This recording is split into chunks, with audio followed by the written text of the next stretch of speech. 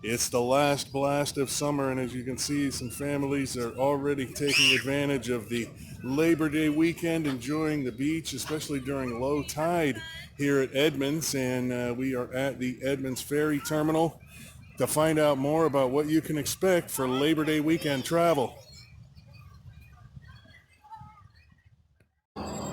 And with all the problems with line cutting at ferry terminals recently, you can see the State Patrol is out here keeping a careful eye to make sure you follow all the rules. We're at the Edmonds Ferry Terminal with Ian Sterling from Washington State Ferries, and he's going to tell us all about what's happening for Labor Day weekend, Ian. I'm assuming because it's the last big holiday of the summer, you're expecting a big crowd. Yeah, I mean, this is the last blast of summer, in particular for the ferry service. So we'll drop off about 20% passenger-wise after this weekend. So this really is the last big blast where we're carrying 50% more people than we do in the winter months. About a 500,000 people will board a state ferry over the next few days for the holiday weekend. And that rush, really, we're into it. Here in Edmonds, the last boat that left was just about full. And so we'll expect to see people start to wait in line here on the Edmonds side today all the way through the afternoon. And of course, on all the routes, you start to mix tourists along with regular commuters. Thursday afternoon, Friday afternoon, as people get out of town, that's where you'll see the longest wait times for vehicles. Of course, you hack the system by walking aboard if that's a possibility for you. Have somebody pick you up on the other side or whatever. But we certainly understand that that doesn't work for everybody. So plan ahead. If you can travel off peak, that's also a great suggestion. So travel later than everybody else, travel earlier than everybody else.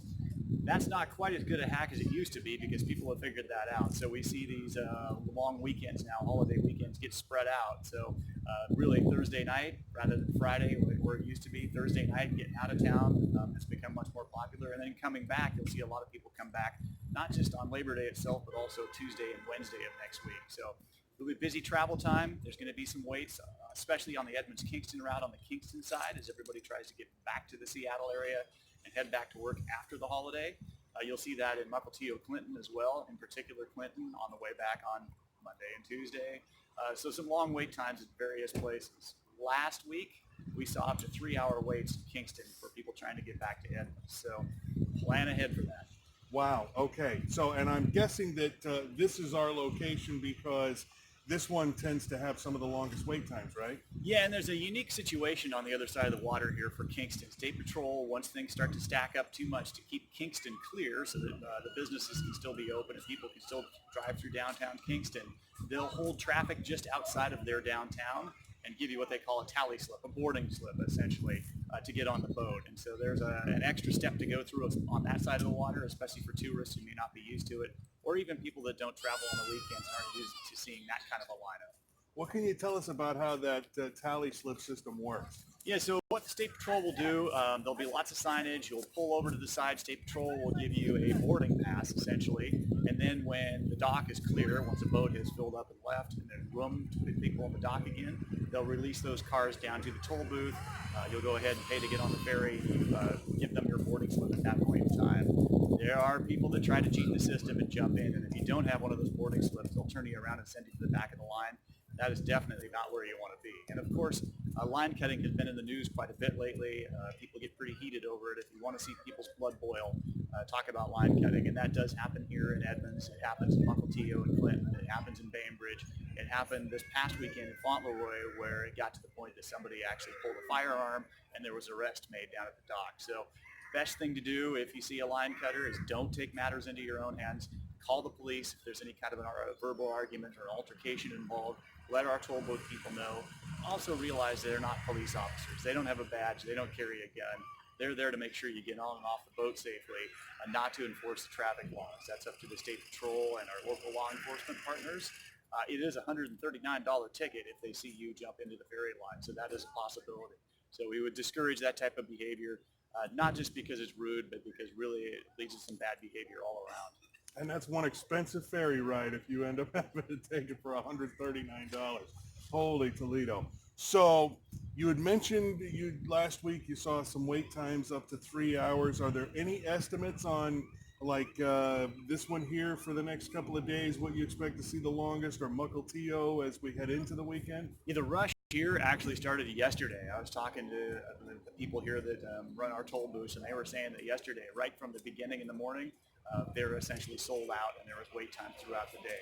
We're getting close to that today. I would expect that to build throughout the afternoon. Same story again tomorrow, and then everything reverses. And on Monday and Tuesday, we'll see everybody try and flow back into the city at the same time. So again, if you're able to travel later or move your trip a day or two one direction or the other, we realize that's not an option for everybody, but if you don't want to wait in line, that's a way to get out of that. The other way, walk aboard if it's at all a possibility.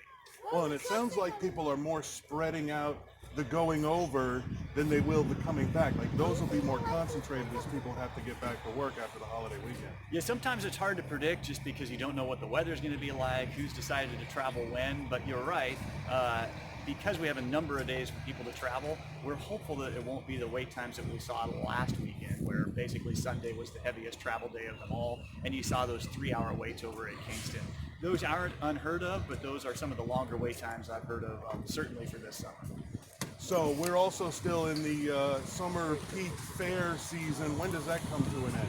Yeah, I actually don't remember. I just know that it's, it is spendy. Coming soon. It is spendy to get on a state ferry. One thing to remember is all of us here in the state of Washington have a piece of these boats as taxpayers. And when you're going back and forth, most of the time, part of your ride is actually subsidized. So as expensive as it may seem to take a state ferry, you're actually getting a really great deal being able to go back and forth and visit places like the Olympic Peninsula, Olympic National Park, the beautiful places that we have in this state. All right. What are we leaving out that we need to think about for this final holiday weekend of summer? Yeah, a lot of us have Labor Day off or the weekend off. Not so at the ferry service. It's all hands on deck. So watch out for these folks. They'll get you across the water safely. Enjoy the ride once you do get on board a ferry. Use a reservation if you're traveling to San Juan or Port Townsend. Those are all good pieces of advice. Just expect that it's going to be busy, and once you're out on the water, you're truly on vacation. And those reservations sell out pretty quickly too, don't they? They do. I mean, it's not going to be easy to get those primetime reservations for any of those reservation routes, but it is a way to not have to worry about waiting in line. That's the same story with if you walk aboard. We always have walk aboard capacity. It's very rare for us to hit the limits there. Well, according to the predictions, though, in the next 10 or 15 years, that might start to fill up too. More and more people are walking on. Yeah, we see a lot of people walking on, and of course you have the high-speed ferries as well, the Kitsap Transit King County run. And in fact, I understand that Kitsap's actually running extra boats for the Seahawks game this evening, and that's a big help to us as well. All right, very good. Ian Sterling with State Ferries. Thank you, sir. Appreciate that.